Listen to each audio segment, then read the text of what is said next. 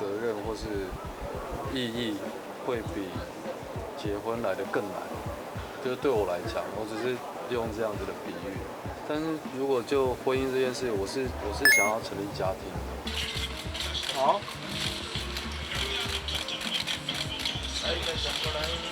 感觉好像超淡定的，有没有什么比较愤慨的事？其实我现在是有一点焦虑，是因为我下一部戏的角色还没有完全做好，所以我反而是比较挂念着下一出戏的准备功课。所以待会是没有办法放松喝一杯。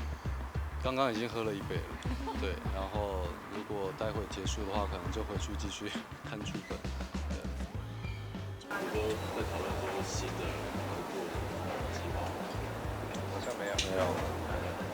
可能哪一天他又突然跟我说来找我拍片了。你说立场反过来，你要当导演，导演可以起来。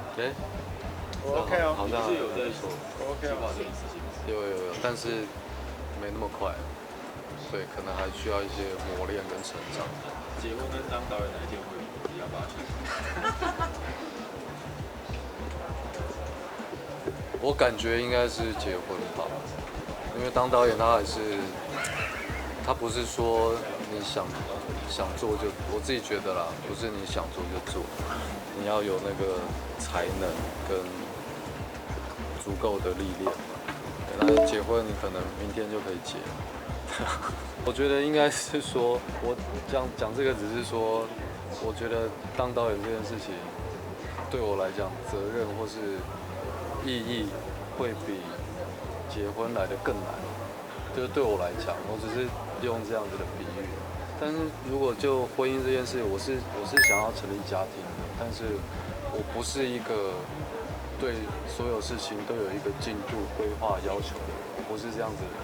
那你现在有稳定的交往对象吗？这个就不说。那有可以结婚的对象吗？这个不说。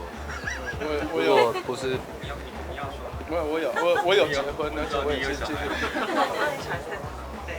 你有话想说却苦无发声的管道吗？你对事情有不同的见解却无人倾诉吗？年轻学子们站出来说出你们的想法，让我们听听年轻人的心声。闹变风向，强力征求学生辨识，只要你敢说，我们就敢要。赶紧拍摄影片，然后发送到我们以下的信箱，就会有专人跟你联系。还有，别忘了订阅我们闹变风向的 YT 频道，按赞，开启小铃铛，就不会错过我们精彩的辩论哦。各位朋友，闹变风向，敢嘴就来辩。